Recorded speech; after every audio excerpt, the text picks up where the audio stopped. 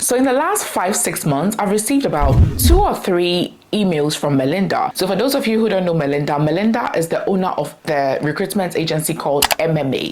Like I always say, MMA is the agency that brought me to the UK 4 years ago. And like I always say, they did not charge me a penny for bringing me to the UK. They are the best recruitment agency. So back to my story. I've gotten about 2 or 3 or even 4 emails from Melinda. The sender is Melinda via Smartsheet. And then they go like, interview for your applicant. And then they'll say, we are excited to let you know that your applicant has been invited to attend an interview with one of our employers. So please join the WhatsApp group link. The first time I saw the first one, I was like, me, which applicants, which interview? So out of curiosity, I clicked because they added like a WhatsApp group link. So I added the group link and I realized, this is not a scam. This is genuine. It's a WhatsApp group with the MMA, like the team members of that agency, and one other person that they are saying is my applicant. And then when I checked the name, it was a Ghanaian name. The first one, I think, was a Ghanaian name. I realized that I know some of the MMA team members, so I saw some of them as part of the group. So I was like, okay. So fast forward, I realized that this is probably a subscriber or a viewer to my channel who has been watching my videos and has heard me mention MMA, blah, blah, blah. And probably maybe the person watched that my video I did about a year ago about the best recruitment agencies in the UK. And the person contacted MMA. And when they asked who referred her, I think the person or the people mentioned my name. So then MMA, also having my details, contacted me so that they would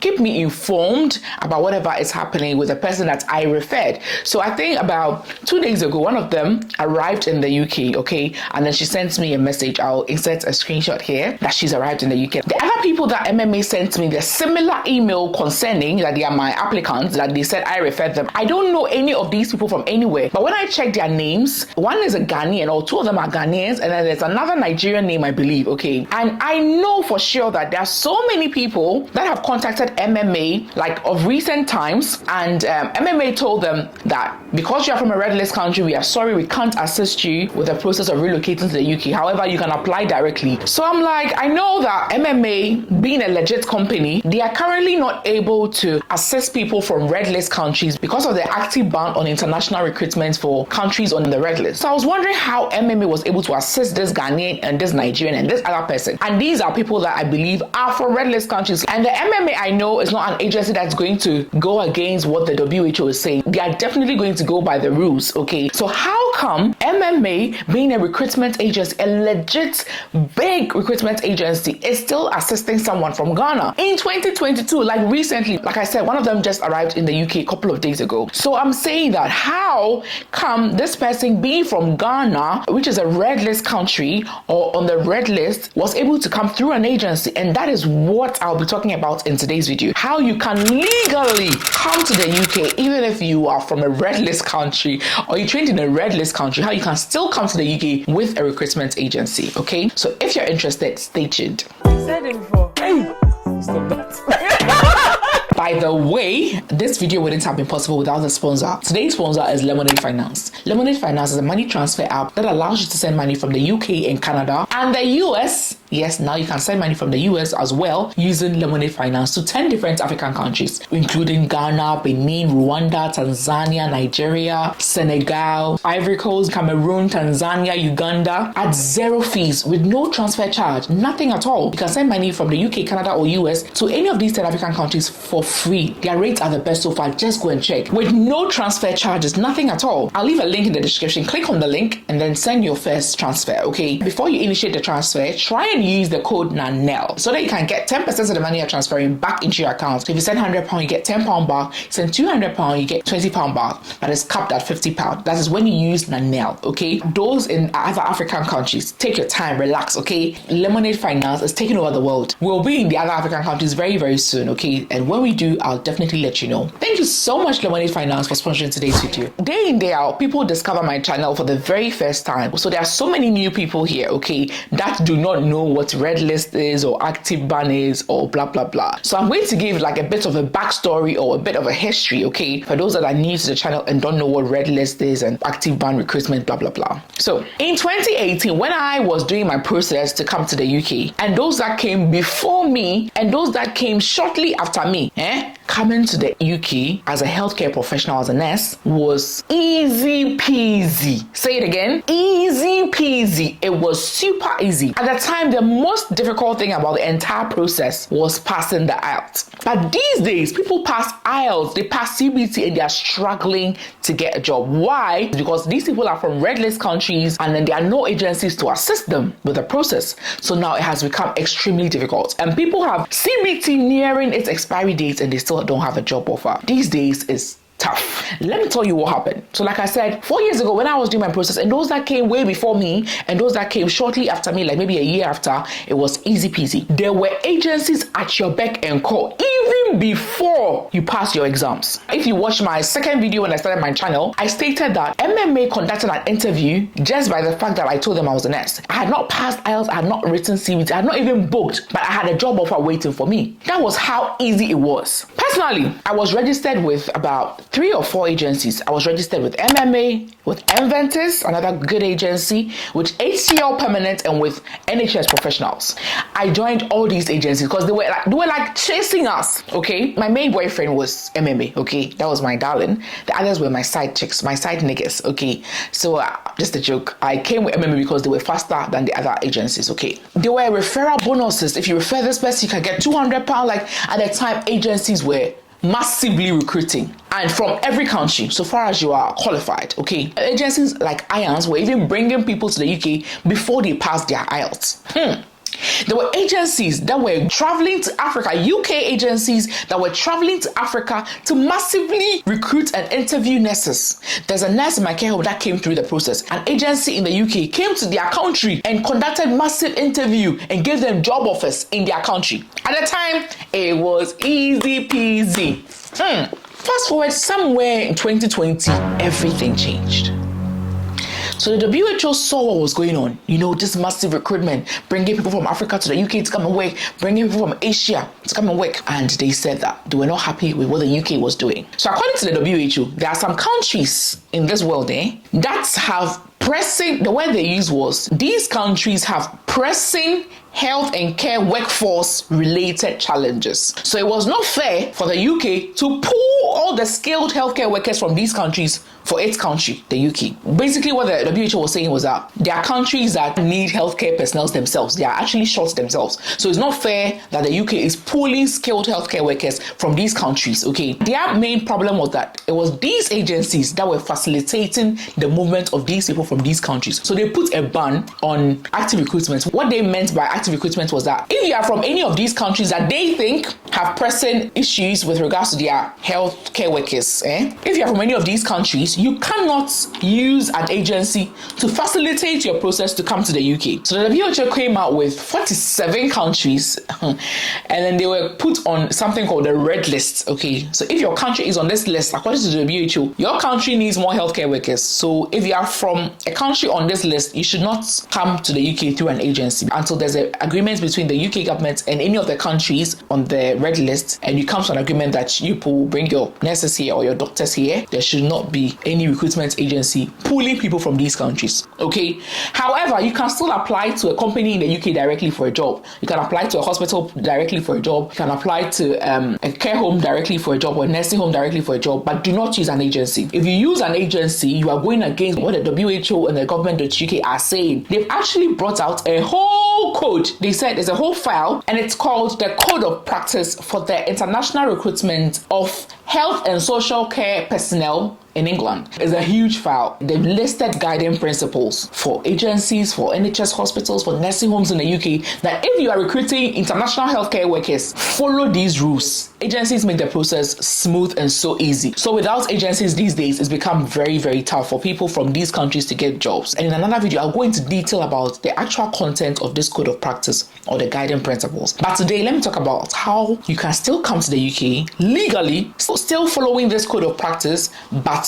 you are from a red list country and you still use an agency. If you want to read everything about this code of practice, I'll leave a link in the description. You can check, and I'll leave the list, the red list, also in the description description so you can check and see if your country is on the list. They spoke about so many things, about not paying any agency any money to get you a job in the UK. They spoke about so many things, and I've done several videos about this, okay? So like I said, why would MMA, as big as they are, MMA is like one of the biggest recruitment agencies in the UK that recruits international applicants. Why would they still bring a Ghanaian to the UK in 2022? But like I said, they are actually doing it legally. They are still following the code of practice, and I want to show you why. And so I realized that there are actually two legal ways that you can use an agency if you are from a red list country. The first way may not mean much to most of you, but the second one actually will. So the first one is that you can contact a company directly by yourself. Let's say you contact an NHS trust, you pass the interview, they give you a job offer, but the NHS trust is so busy with stuff, they cannot now help you with the visa application process, blah, blah, blah. So they can link you to a recruitment agency to help you with the visa application part. That is legal. According to the Code of Practice for International Recruitment of Health and Social Care Personnel, it is actually legal. After you have contacted the company directly, you can actually contact a recruitment agency to help you with the visa application part, okay?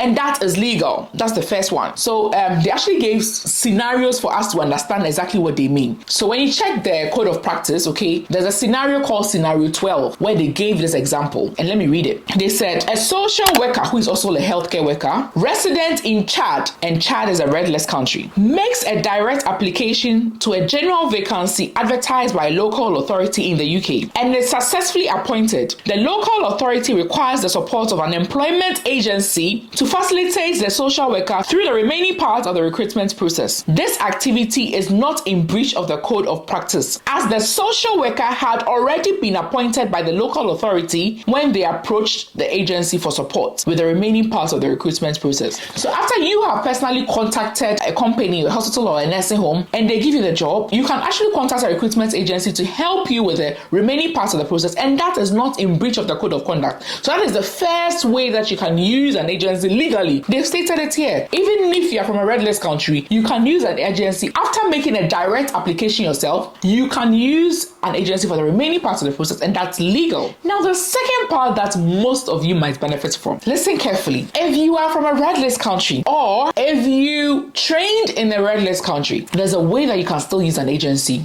to come to the UK. Because like I said, it's difficult getting a job without an agency if you're from a red list country. So at the time that you were applying to the recruitment agency, if you were in a non-red list country, you are exempt. Let me take it again. So let's say you are from Ghana, you are from Nigeria, you are from Chad, you are from any of the countries that are on the red list, okay? Maybe you trained there, that's where you are from, that's your nationality, okay? But the time that you were applying, you were in South Africa, which is not on the list. You can use an agency. Yes, you can use an agency legally. So the main reason why MMA was able to assist these people, that one was a Ghanaian, one was a Nigerian, and the other person I'm not sure, although they are from red list countries, is because the Ghanaian for sure, I know at the time that she was applying to MMA, she was in Barbados. Yes. So it is not about your nationality or where you trained. It's about where you are at the time that you are applying to the recruitment agency for assistance. Let me take it again. It is not about your nationality. It's not about the passport you are holding. It's not about where you went to nursing school, okay? It's about where you were making the application from. So if you were applying for the assistance of an agency, and at the time that you were applying, you were on a red list soil, or you were in a country that is on the red list, you cannot use an agency. The agency is not allowed to assist you. But you were a Ghanaian, which is on the red list. You are a Nigerian, which is on the red list. By the time that you were applying from a non-red list country, you can use an agency. You can actually use an agency, okay? And they actually stated this, like, clearly. Let me read it to you. They said, the rules on active recruitment and direct applications are based on the country within which an individual is resident when they apply for a health or social care job, rather than the nationality of the individual or their original country of training. It's where you are residing or where you are staying at the time that you were contacting the recruitment agency. So that's how come this Ghanaian was able to, because at the time she was in Barbados. Okay, so if you are in UAE, which is not on the red list, I believe UAE is on the red list, you can use an agency, although maybe your nursing training was done in a red list country. Again, to make us understand this better, they gave an example, right?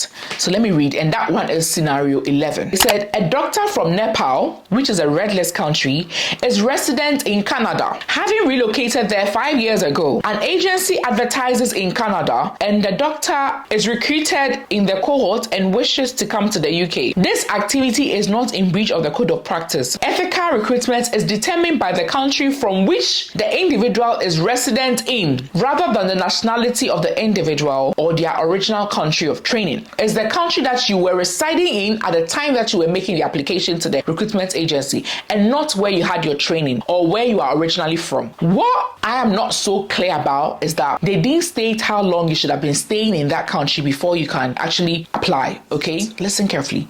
They did not state here the specific number of weeks, days, or years that you should have been staying in that non-red list country before you can make such an application. They did not state. Although in the example, they said the doctor had lived in Canada for 5 years. But when you read the code, they said that just don't apply from a red list country. Apply from a non-red list country if you want to use an agency. You get what I'm trying to say, okay? I'm hoping to get somebody from MMA to interview to explain this part and ask them what they actually look at. So that is the big loophole, if you understand what I'm trying to say. That's a big loophole. If you are from a red list country but you were able to come for the recruitment agency legally to the UK, comment below how long you had stayed in that non-red list country before you made the application, and comment below if the agency asked you how long you had stayed in that country, because I don't think that matters. They never stated the number of weeks you should have stayed there before you make the application. They never stated. So you see what I'm trying to drive at.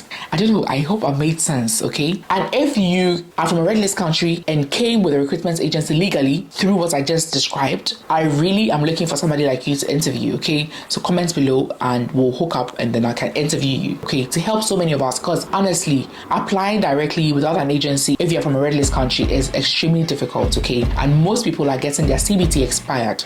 That's it. If you got value from this video, kindly subscribe and kindly like this video. It helps the channel a lot. Thank you so much for watching. Bye. I see her rolling up, Uber black Cadillac, high heel